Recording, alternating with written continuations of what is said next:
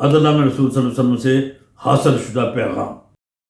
اعوذ باللہ من الشیطان الرجیم، بسم اللہ الرحمن الرحیم۔ معزز سامعین و ناظرین کرام، السلام علیکم ورحمۃ اللہ وبرکاتہ۔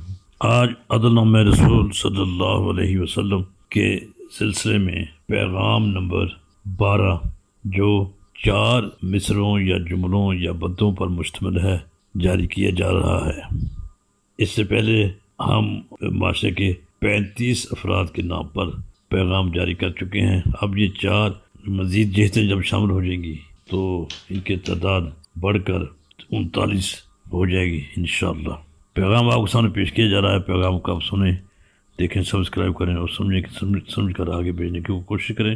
اس گروپ میں یا پیغام کے اس سیٹ میں جو آپس کی رنجش ہے، آپس کی معاشرتی عداوتیں ہیں، معاشرتی پیار و محبت ہے، یعنی معاشرے کا دو جو جہتیں ہیں، محبت و دشمنی، اس کو سامنے رکھ کر یہ پیغام دیا گیا ہے کہ اس میں ہر فریق کو اس سے متعلقہ جب کوئی صورت درپیش ہو تو اس کو کیا کرنا چاہیے اور کیا نہیں کرنا چاہیے، اس کی طرف نبی اکرم صلی اللہ علیہ وسلم کے عدل کے بارے میں آپ سے ملنے والی روشنی میں نظر آنے والی جو صورتحال ہے اس کو سامنے رکھ کر یہ چیزیں بیان کی گئی ہیں۔